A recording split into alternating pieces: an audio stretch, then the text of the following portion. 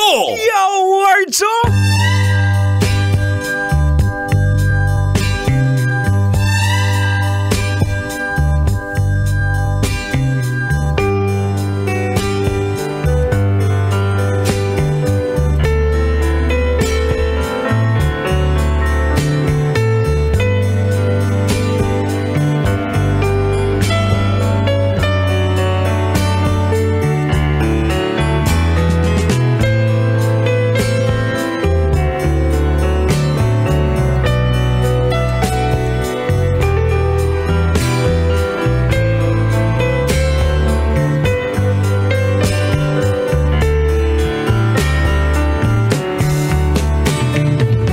Usa kaming gabi mga kolog, mga auntie, at syempre sa ating mga pamangkin na nakatutoy na. Ayan, isang happy, feel-good Monday po mga kabisyo. Yow, Wardson. Kanina pang nakatutoy, no? Ayan, kumusta naman po ang inyong weekend po, no? Simula ng Friday weekend, Saturday, Sunday. Unang-una nakapagpahinga ba? Or baka naman sobraan sa gala. At nakapag-unwind kasama ang mahal sa buhay. Yaward. So, okay lang yan mga kabisyo, at least kahit paano. Abay, medyo na-recharge ka na ngayon. Oo, ang importante, yun nun. Kasi pag naka-recharge, pag nakapagpahinga ka po mga kabisyo, ganadong-ganado kang magtrabaho. Di ba? Ganadong-ganado kang atupagin yung mga gawain mo sa bahay, sa iyong pinagtatrabahuan, sa iyong opisina.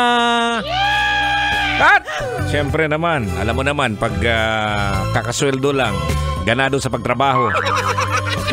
Ngayon po ay araw ng Lunes, June 3. Ang tanong kung meron pa bang pera? Lahat ba binayad o baka naman may babayaran pang utang o kaya bill na nakalimutan?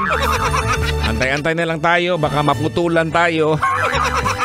Maputulan ng tubig, maputulan po ng kuryente. Wag naman sana, no? Yeah, words. Wag naman sana po mga kabisyo, no? Alam natin yan na marami pong ginagastos, lalo na sa mga parents po, sa mga magulang po ng mga graduating students, no? Grabe siguro yung kainan sa labas nung weekend, no? Kaya ngayon medyo minghoy, di ba? Alam mo naman na bilang magulang po mga kabisyo, pinapakita po natin sa ating mga anak, no? Na kunyari may pera po tayo. Di ba? Yan, pinapakita. Sige, kain tayo sa mga samgyups. O kaya mga eat all you can. At ano ba yung mga buffet dyan na kainan, no? Siyempre, graduate na god. Hindi nila alam. Ipaksian di ay. Ibig kong sabihin, yung mga pambayad sana sa kuryente, sa tubig, doon napunta sa selebrasyon. Kasi sasabihin naman ng tatay, okay lang yan, gastusin mo na lang yan eh. At least kahit paano, panglas na natin to. Yan yun, panglas pag hindi natin alam kung ano mangyari. Baka ilang buwan na lang, mag-aasawa. Pambihira, no? Matanong lang kita mga kabisyo, no? Ito, medyo para sa mga may trabaho ngayon, no? Ikaw, na may trabaho, ilang taong ka na ba sa trabaho mo? Ilang taon ka na ba dyan sa boss mo? Oo nga, awards. Kailangan pa bang i-memorize yan? Basic siguro, medyo matagal na, no? Uy! Bakit mag-i-uy pa to si Boy Pindot? Siguro, hanggang 2 weeks ka na lang. Uy!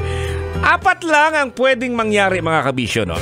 Kung bakit ka tumatagal dyan sa pinagtatrabahuan mo. Oy, sabi ni Boy Pindot, uy, wag po, call, haha. 4 lang. Una, nagtagal ka kasi mahal mo ang trabaho mo. Pangalawa, nagtagal ka dahil mahal ka ng boss mo. Pangatlo, nagtagal ka dahil mahal mo trabaho mo at boss mo. Yaward. At ang pang-apat, nagtagal ka kasi wala nang ibang trabaho mapasukan. Pambihira naman dyan. Eto, punta ka po sa ating fanpage, no? Totoy Bato Official, at ang nakalagay doon ay mga signs na mahal mo ang trabaho mo. Sige nga, mahal mo ba? Yards. Yan po ating pag-uusapan, ha? Hanggang 12 midnight dito sa ating programang Totoy na Love. Siyempre, kasama niyo po ang inyong Uncle Totoy, Uncle ito'y bato na hanggang 12 midnight po tayo dito. Uy!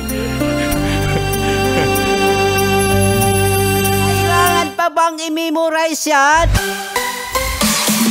Love Radio. Basic!